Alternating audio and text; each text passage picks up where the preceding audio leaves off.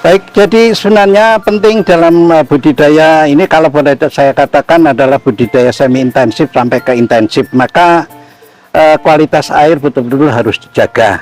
Nah, salah satu adalah suhu air dan juga udara ya. Tapi suhu air lah secara langsung kita dapat menggunakan termometer maksimum minimum ini, yang ini minimum kemudian ini maksimum ya, satu sisi, kemudian dipasang pada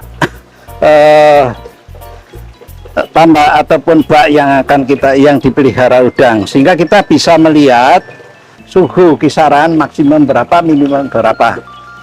Sebaiknya memang tiap 2 mingguan agar supaya kita tahu.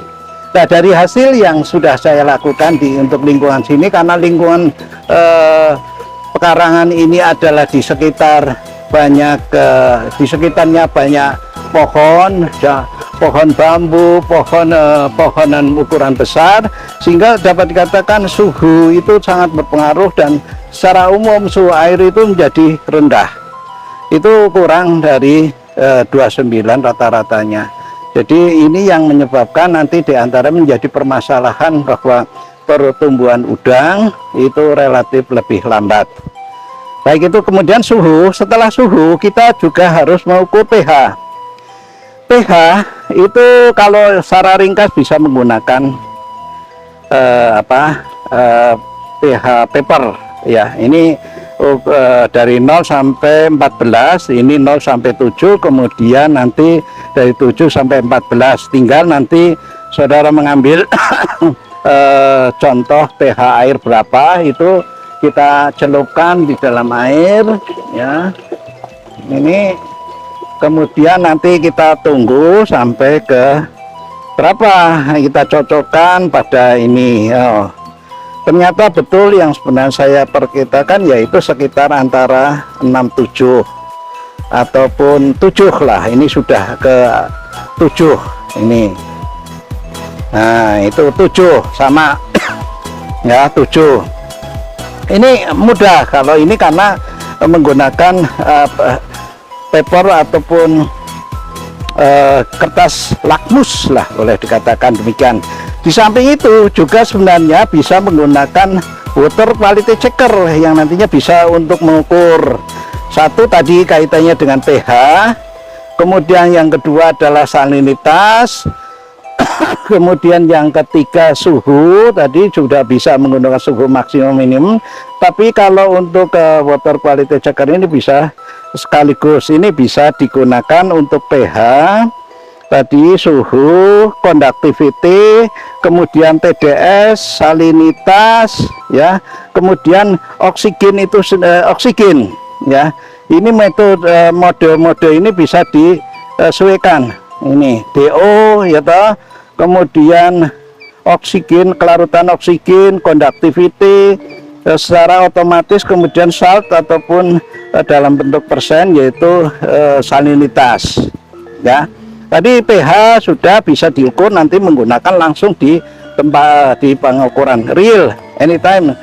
Nah, yang penting kemudian sanititas bisa juga menggunakan ini, yaitu berupa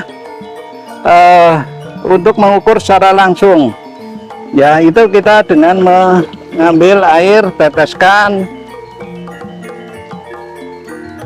ya, kemudian nanti diukur. Jadi pengukuran menggunakan refraktometer yang langsung menunjukkan salinity, kemudian juga kandungan suhu itu pada suhu berapa yang diamati. Jadi pada kisaran antara 18-19 seperti yang saya lakukan. Baik, ini kemudian berikutnya sebenarnya pH itu bisa diatur agar supaya air itu penting, pH dijaga dengan menggunakan dolomit. Ini kita komersial sudah ada, yaitu dengan Mg 18%, kemudian CaO 30%, ataupun mungkin CaO. Tapi ini akan lebih baik karena di samping dapat mengatur pH secara langsung, juga menyediakan CO2, karbonat, alkanitas, bikarbonat maupun bikarbonat yang nantinya akan berpengaruh pada kelancaran molting atau ganti kulit udang. Kalau nanti pH-nya juga menjadi asam, kemudian alkalinitas rendah, itu nanti bisa gagal molting ataupun juga pengerasannya akan lambat. Nah, kalau pengerasannya lambat, nanti akan udang lain bisa memakan. Kanibalnya, sifat kanibal dari udang kemudian nanti akan muncul. Ini terjadi ya. Oleh karena itu selalu kita juga siap menggunakan dolomit itu. Kemudian kualitas air yang lain adalah DO sudah tadi menggunakan microbubble maupun juga blower. Kemudian kalau menggunakan penyaringan tadi adalah menggunakan bioball ya. Sebenarnya kita juga siap yang nanti akan ditempatkan di tampungan air. Kemudian ini bioball, ini warnanya yang hitam. Kemudian juga menggunakan zeolit sekaligus dan saringan untuk penggunaan saringan. Kemudian sampel, nah ini udang kalau individu saya menggunakan timbangan mini, yaitu timbangan 0,01 kearuannya untuk ukuran medang.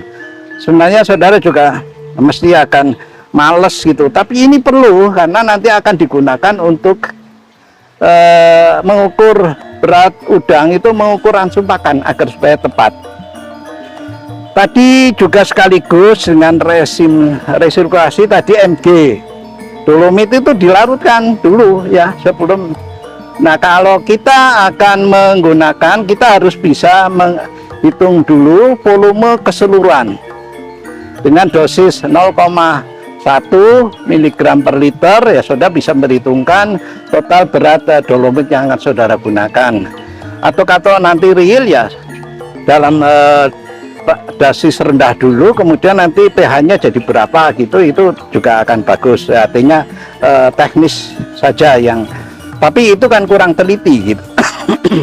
Baik, saya kira itu yang untuk kualitas air.